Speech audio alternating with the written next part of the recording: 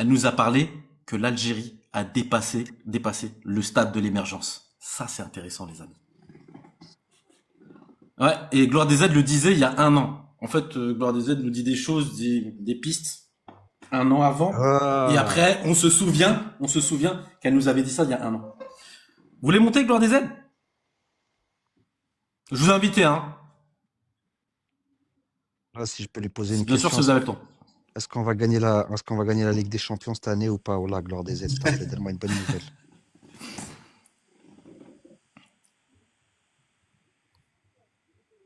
Bonjour, salam alaikum.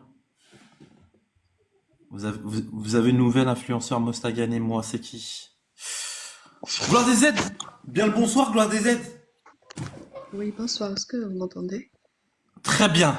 Salam Parfaitement. Très Attendez un très bien. instant, je vous... Salam. Pas de souci. Bon, très franchement, vous m'entendez là, certainement, hein, je sais pas. Très bien. On vous entend bien. Juste rapprochez-vous un petit peu pour les auditeurs. Ok, attendez, il s'est passé quelque chose, là, bougez pas, bougez pas. Attends, je m'abonne à Gloire des Z Ok, sur ce compte-là, tiens. Je vais m'abonner à tout le monde parce qu'il y a oui, certains, je suis pas abonné. Allez-y, allez-y. Ouais, voilà. Allez-y, madame. ok. Oui, oui, bonsoir à toutes et à tous, à les mains. Salam Euh, alaikum. J'espère que tout le monde va bien, en tout cas. Très franchement, bon, vous avez envoyé l'invitation, j'allais pas vous la refuser, c'était pas prévu, mais par respect, par correction, je monte quand même saluer. Et puis, je Il n'y a montre pas de souci. surtout Après, si vous n'avez pas beaucoup de temps, moi, il n'y a pas de problème, quelques, hein. quelques minutes. Oui, non, quelques Quelques minutes. minutes, Non, on est je vais le là. prendre. Quelques. Non, non, ça en vaut trop la peine, ça en vaut trop la peine. Je salue les dames sur ce plateau si elles sont présentes. Les messieurs Il y également. a authenticité. Alaikum salam, Ok. gloire des Salam ailes. alaikum. Bonsoir, Enchantée. mesdames. C'est un plaisir. Pareillement, pareillement, c'est partagé, enchanté.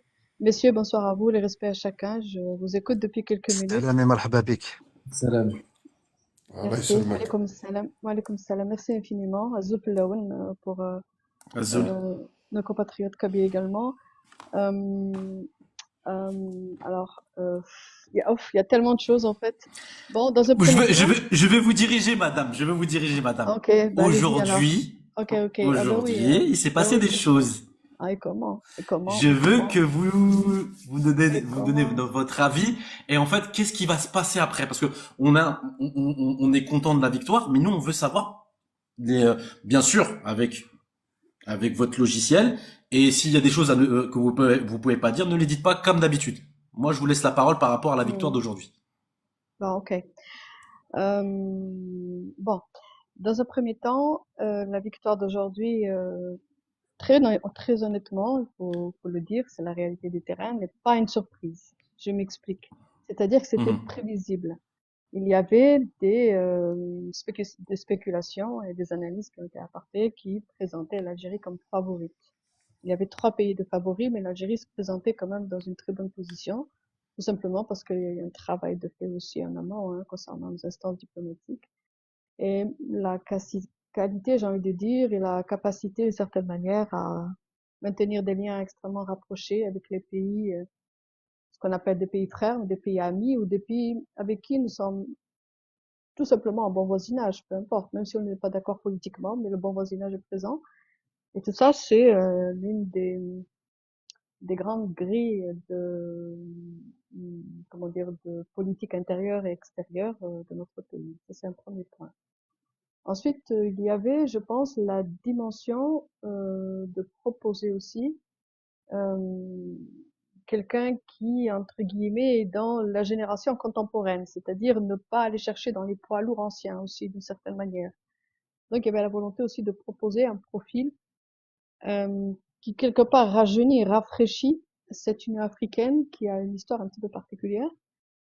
Et puis, le concentré de tout ça, c'est que ça répond surtout aux pays avec qui nos instances ou notre politique est en opposition, qui mettaient l'Algérie comme quasi impossible de basculer ou de débarquer sur un poste aussi important, parce qu'il ne faut pas perdre de vue que la vice-présidence de l'Union africaine, c'est aussi basculer par voie de conséquence à titre de président ou président de commission, c'est-à-dire qu'il y a toute une chaîne qui va se fabriquer par la suite, que ce soit pour l'Union africaine ou que ce soit pour d'autres unions intérieures, puisqu'on sait que d'autres unions vont se créer à l'intérieur de l'Union africaine. Même si l'Union africaine reste quand même la matrice hein, de toute cette organisation, on va dire d'une certaine manière interne, qui fait une gestion d'une certaine manière, mais surtout dont le principe est de protéger les intérêts africains. Donc, c'est très sensible hein, quand on sait que l'Afrique se découpe en 4 parties, hein, pratiquement. Donc, de mettre une Algérienne, c'est bon. De mettre un ressortissant algérien qui de plus est une femme, c'est vraiment mettre un coup de, c'est vraiment taper sur la table et de permettre la seule et unique reconnaissance que l'Algérie a largement dépassé le cap de l'émergence. C'est ce que je disais sur un live dernièrement. Nous sommes complètement, nous avons mis le pied dans la phase de puissance. C'est clair, quoi, puisque nous sommes en train de griller, entre guillemets, la partie à l'Égypte, puisque nous sommes sur une bascule maintenant plus avancée. Je vais pas entrer dans les détails pour pas être trop technique, mais je voudrais dire ceci. C'est que, il y a quelques jours, j'ai fait un live sur la guerre cognitive, donc la guerre de 5e et 6e génération, ce que ça voulait dire et les principes que ça voulait dire. Nos instances, au mois de juin dernier, ont fait le sommet hein, à l'école militaire, je crois à l'école de guerre, hein, à Alger, il me semble, en invitant d'ailleurs beaucoup de chefs d'État hein, et de délégations diplomatiques. Ça ne s'adressait pas qu'aux Algériens, à bon entendeur. Hein. L'exercice était de montrer, de faire aussi un rapport de, pas forcément un rapport de force, mais c'est-à-dire mettre en œuvre, mettre à jour où en est la capacité de protection à l'intérieur du pays et hors de ses frontières. Donc, hors de ses frontières, ça ne veut pas dire seulement à la frontière. Ça veut dire aussi les ressortissants à l'international. Donc, la communauté nationale établie étrangère. Voilà. Donc, ce sommet vient, a été entre guillemets, une espèce de préparation à ce qui est en train de se préparer aujourd'hui pour l'Union africaine. Parce qu'on sait que le premier défi qui va se poser, c'est la question de guerre qui est en cours. Alors, c'est pas la guerre militarisée, nous sommes sur une autre forme de guerre que l'on appelle 5e de génération. La 6e génération est en cours et l'Algérie est le laboratoire de cette guerre de 6e génération. Elle en est le laboratoire en cours avec toutes les attaques qu'elle subit. Donc, nous voyons bien que cette nomination vient vraiment sceller tout un projet, toute une vision et un cheminement qui a été fait déjà il y a quelques mois en avance, voire même il y a quelques années. Et quand j'ai écrit sur le chat, c'est ce que je disais il y a un an, je parlais pas forcément de cette histoire d'Union africaine, parce que c'était prévisible que quand même quelque part, à un moment donné, il y aurait un poste pour les Algériens.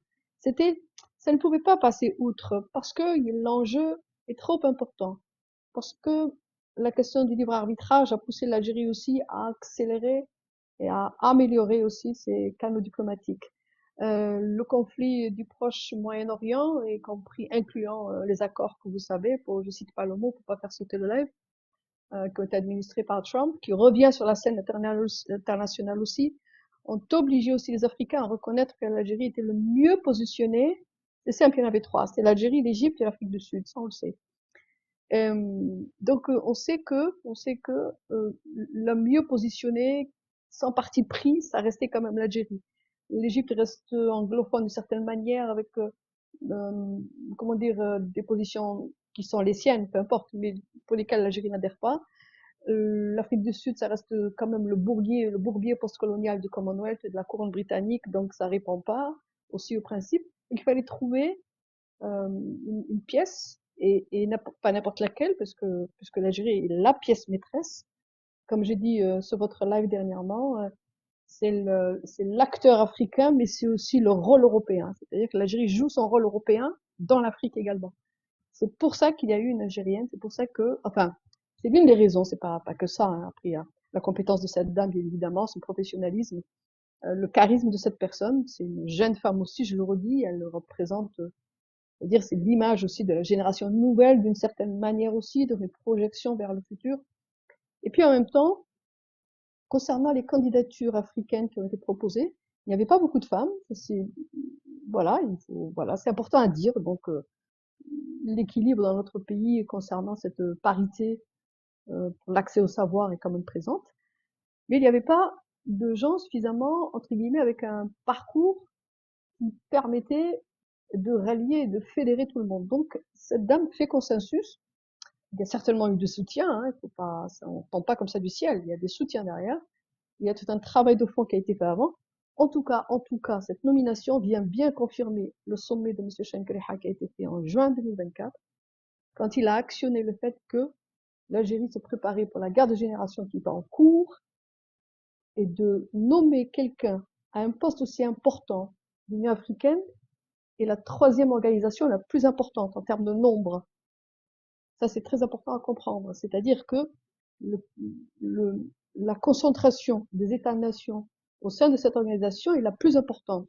Derrière, vous avez les pays des accords de Shanghai, avec le Asian Accord. Donc là aussi, on est sur plus de 25 pays pratiquement maintenant, hein, comme ça c'est maintenant. En 2024, ils ont augmenté. C'est comme Schengen. À chaque fois, ils rajoutent un pays, ils se retrouvent à 24. C'est juste que ce sont 24 pays qui font partie de sphères différentes. Alors qu'en Afrique, c'est ce que je disais tout à l'heure, l'Afrique est partagée en 5 parties. La plus, comment dire, la plus souveraine, excusez-moi, c'est-à-dire le pays qui présentait les caractéristiques de souveraineté le plus élevées, était l'Algérie.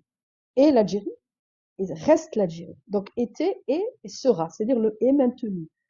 C'est ça qui a fait que ils ont joué la carte de la sécurité en se disant, nous préférons nommer un ressortissant appartenant à cet État-nation souverain, puisque la question de la souveraineté ne se pose pas, au moins. Allez me sortir un nom de pays africain dont la question de la souveraineté ne se pose pas. Il y en a peu, il y en a peut-être 2-3 seulement, mais sinon il y en a très peu. Tout le monde a un problème de souveraineté pratiquement en Afrique, ça on le sait. Bon, j'arrête là, je vous prie de m'excuser, je ne vais pas occuper le mic plus longtemps, Non, mais non, en tout pas de cas, je souci, vous remercie. Je ne sais pas pas de si c'était souci. intéressant, faut peut-être C'est donner des intéressant, c'est exemples, mais intéressant. Moi, j'ai une dernière question à vous poser et après, parce que là, je vais fermer le live. Et comme ça tombe bien, vous aviez quelques minutes. Si vous voulez, on fait un live spécial pour ça. Si vous voulez cette semaine, il n'y a pas de problème. Dernière question avant qu'on se quitte tous. On a vu la joie des Algériens justement quand on a été nominé, mais beaucoup de joie des pays africains. J'ai l'impression qu'en fait les pays africains en ont marre de toute cette corruption qu'il y a au sein de certains pays qui sont en manque de souveraineté et que maintenant ils veulent aller vers un renouveau ou bien une nouvelle ère au sein de ce continent pour justement pas se décoloniser, mais on va dire avoir un peu plus de poids et un peu plus un peu plus de souveraineté en allant vers une souveraineté totale. Est-ce que je me trompe, Gloire des Aides? Est-ce que je sais pas, est-ce que ma perception alors, bien il y oui, avait je énormément de je pays qui étaient comprends. contents pour nous en fait. Mhm. Alors, il y a eu beaucoup de pays qui étaient contents pour nous, mais ils sont surtout contents pour eux-mêmes, hein. Ils sont surtout contents pour eux-mêmes Ouais. parce qu'ils savent que l'Algérie défendra la qualification de souveraineté. Il n'y avait pas que les Africains, juste pour dire ça c'est important ce que vous dites, il n'y a pas que les Africains qui ont été contents, c'est pratiquement tout le Sud global qui a été content. Ne perdez pas de vue que nous avons intégré la Banque de développement et la Banque d'investissement du BRICS. Ça a été un choix stratégique et tactique, même si la porte au BRICS n'est pas fermée. Nous ne tournons pas le dos au BRICS. Mais il y a eu un choix tactique et stratégique qui a été fait de intégrer la partie financière et la partie de l'influence, vraiment de l'influence caractérisée auprès des pays partenaires.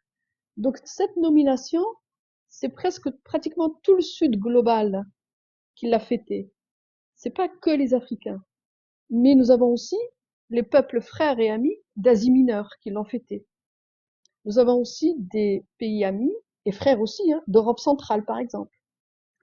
Je sais que le bloc de l'Est, ce qu'on appelle communément le bloc de l'Est, Europe centrale, Europe de l'Est, Europe orientale, sont ravis de cette nomination aussi. Et l'Amérique latine particulièrement. Donc c'est presque tout le Sud global qui est satisfait, et je le redis, Asie mineure, comme je viens de dire, et les pays de l'Est. Donc ce n'est pas que les pays africains. C'est-à-dire que cette nomination est une nomination africaine. Mais la conséquence elle est sur le sud global et sur le nord global. Voilà, je vous rends le micro et je vous remercie de m'avoir écouté. Et je vous prie de m'excuser si j'ai trop tardé. Et voilà. Non, il y a Respect pas à de, il y a pas de chacun. souci. Donc je félicite Merci, merci Gloire des aides. donc juste ça, avec votre permission, je Mhm. félicite nos instances, je félicite cette dame, je félicite toutes les hommes et les femmes qui portent haut les couleurs de la nation, qui nous représentent à l'international et qui font ce travail de visibilité parce que c'est juste que là maintenant, il faudra qu'on fasse avec nous. C'est juste plus Mhm. possible autrement. C'est obligé de faire avec nous parce qu'on est juste là, il faudra faire avec. Voilà, il faudra faire avec. Merci, merci et à Eh bientôt. ben franchement, Gloire des aides, merci de votre intervention. Respect Est-ce que cette semaine vous êtes disponible pour qu'on en parle? Au moins une petite émission de 1 heure, ça vous va ou pas? Ou vous Je serez pas regarde, disponible? avec votre permission, je regarde ça d'abord et je vous dirai, ça vous gêne pas? D'accord. Non, il y a pas de problème. Ok, Moi, c'est quand vous voulez. laissez-moi regarder ça et, euh, je vous dirai, je vous dirai. Vous vous souvenez, D'accord. j'y tiens, ça je tiens à le dire. Enfin, vous vous souvenez, je sais pas si vous étiez présente, mais j'avais fait un live en français Ouais. et en anglais aussi à ce moment-là. Bon, c'était un live expert, hein, c'était des experts dans mon domaine qui étaient présents. Ouais. Et franchement, des journalistes en économie, des ingénieurs, enfin des gens dans l'ingénierie sociale, des financiers bien évidemment, c'était Mhm. des gens qui sont dans mon métier. Mhm.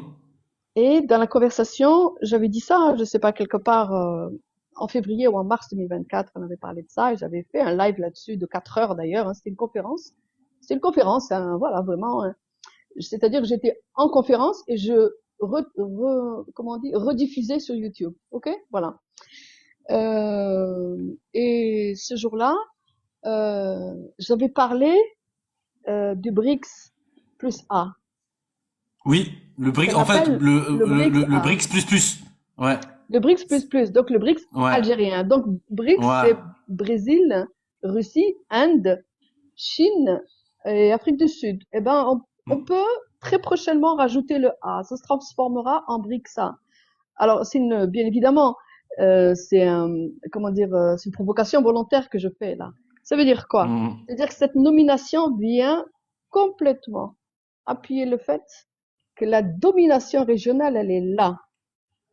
La domination régionale, elle est là. Ça veut dire que les Mhm. juristes, il va falloir qu'ils revoient la définition de leurs mots avant de qualifier tiers-monde, émergent et puissance. Et comme le mot Mhm. puissance n'est pas un cadre juridique, donc il n'est pas utilisé. Vous comprenez? Mhm. Voilà. C'est un terme du commun, c'est tout. Alors que les autres sens dans la finance, c'est-à-dire les instances qui qualifient les pays, vous savez, celui qui donne les ratifications en AA, A+, Mhm. 3A, les 2A Ouais. et tout ça.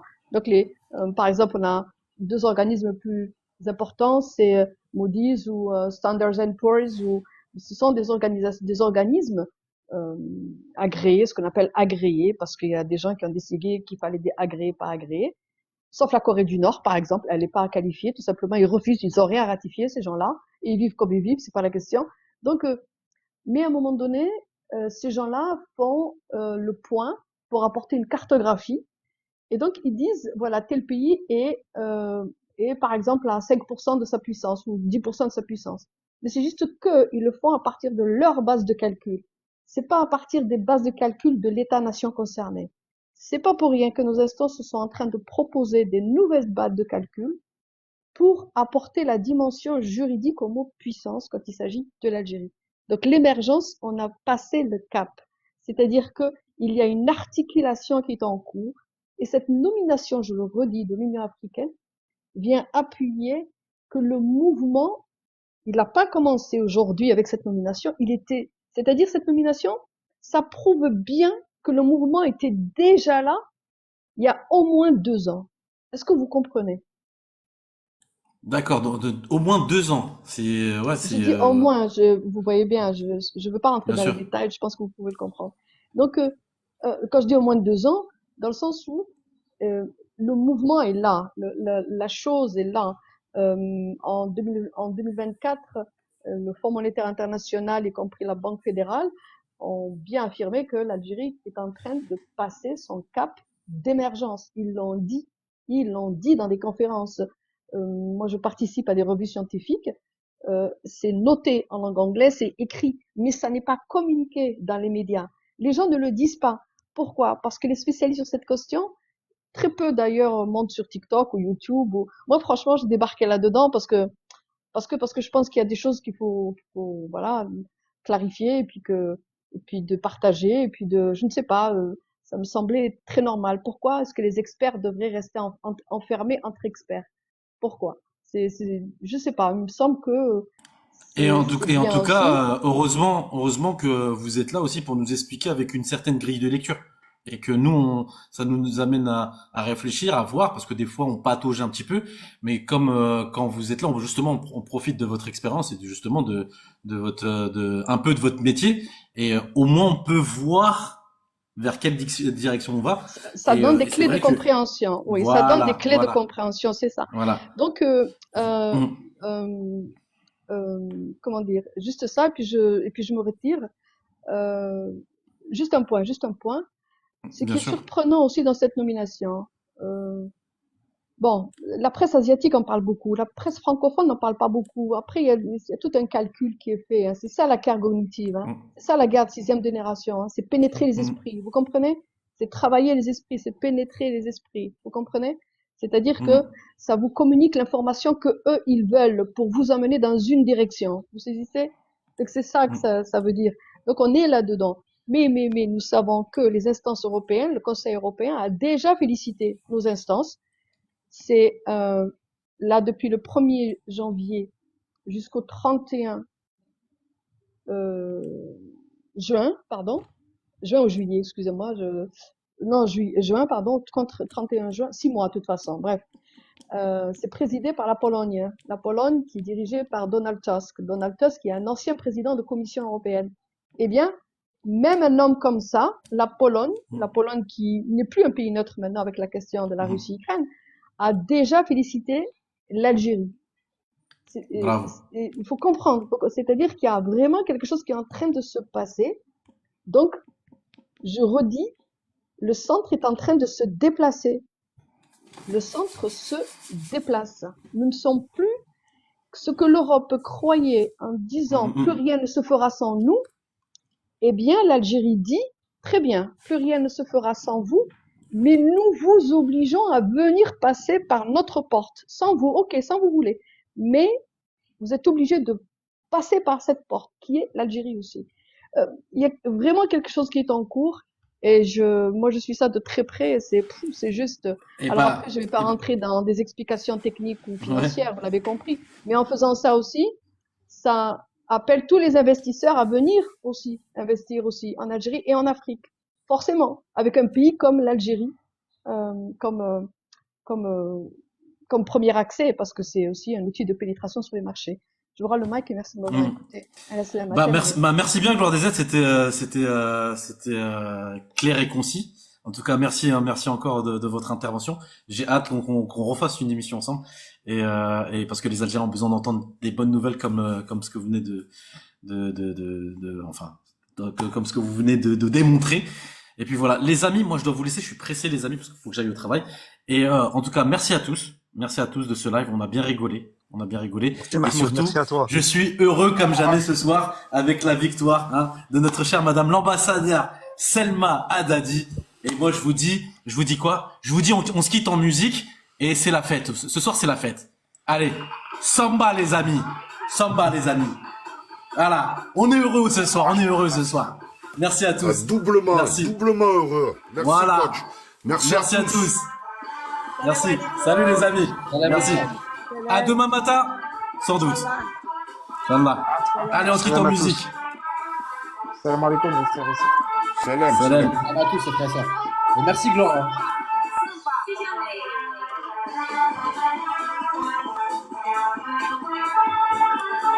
Oui, bonne soirée à tous. Merci encore. Merci à vous. Bonne soirée, Gloire. À très bientôt.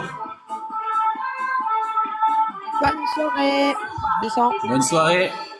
Allez, je coupe.